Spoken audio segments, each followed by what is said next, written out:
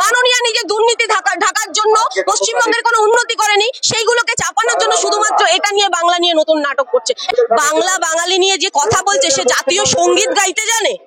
মনে আছে 2রা নভেম্বরের কথা, 2023 মাননীয় মুখ্যমন্ত্রী জাতীয় সঙ্গীত ভুল গেয়েছিলেন, অবমাননা করেছিলেন, সে বাংলা ভাষা নিয়ে কথা বলছে। এটা তো আমাদের লজ্জা লাগে শুনতে, যে বাংলায় জাতীয় সঙ্গীত গাইতে যায় না, সে বাংলা নিয়ে কথা বলছে। জয় বাংলা স্লোগান কোথাকার? বাংলাদেশের স্লোগান।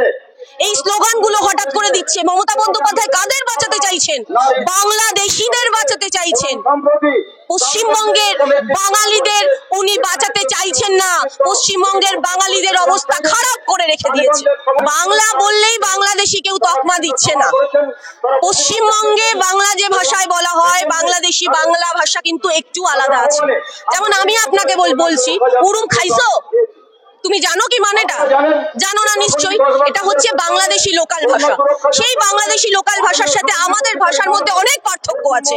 আমাদের বাংলা ভাষা বিভিন্ন জায়গায় বিভিন্ন রকম। পুরুলিয়ায় বাংলা ভাষার একটু আলাদা রকম হয়, বাঁকুড়ায় একটু আলাদা রকম হয়। এক করলে তো হয়ে যাবে না।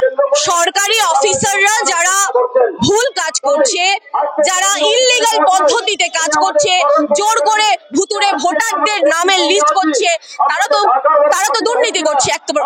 তাদের তো শাস্তি পেতেই হবে, তাই তারা শাস্তি পাচ্ছে। আর যারা মমতা বন্দ্যোপাধ্যায়ের কথায় ভরসা রেখে যারা এই দুর্নীতির সাথে আবারও যুক্ত হবে, তারা অনেকেই সাসপেন্ড হবে। তাই বলবো, সরকারি কর্মচারীদের এই ধরনের ভুল যেন তারা না করে। এনআরসি তো হচ্ছে না, হচ্ছে তো এসআইআর।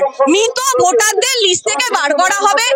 একজন ভোটার 2 থেকে 3 জায়গায় লিস্টে নাম আছে, তাদেরকে সরানো হবে।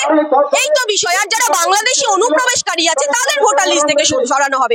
যারা অরিজিনাল ভোটার, তারা আমাদের ভারতবর্ষে ভোট দেবে, তারা পশ্চিমবঙ্গে ভোট দেবে। এটাই তো চাইছে। এখানে এনআরসির কথা আসছে কেন? মমতা বন্দ্যোপাধ্যায় ভয় দেখাতে চাইছে। না, দেখুন, উনি বলার কে আছে? এমনিতেই যারা পশ্চিমবঙ্গবাসী, তাদের ভোটার লিস্ট থেকে বাদ দেওয়া হবে না। যারা জেনুইন ভোটার, তাদেরকে এমনিতেই বাদ দেওয়া হচ্ছে না। উনি বলার কে? উনি তো চাইছে, উনি তো বলছেন একটাও ভোটার যেন বাদ না হয়। মৃত ভোটার, এটা তো ভূতের ভবিষ্যৎ হবে না। যারা বেঁচে আছি তাদের ভবিষ্যতের কথা। ভূতের ভবিষ্যৎ আমরা করছি না, যে মৃতদেহদের, যারা মৃত লোক আছে তারা এসে এখানে ভোট দেবে, তাদের ভবিষ্যৎ সিকিউর করার। আমরা ভোট দেবো, আমরা যারা জীবিত মানুষ আছে তাদের ভবিষ্যৎটাকে ঠিক করি, তারপর নয় আমরা তাদের ভবিষ্যৎটা ঠিক করবো। অপরাজিতা বিলের তো নতুন করে দরকার নেই। ভারতে তো পস্কোর আইন রয়েছে। আইন থাকা সত্ত্বেও উনি নতুন করে আবার আইন করতে চাইছে। মানে আইন যদি অপরাজিতা আইন যদি না হয়, তাহলে কি ধর্ষকরা শাস্তি পাবে না?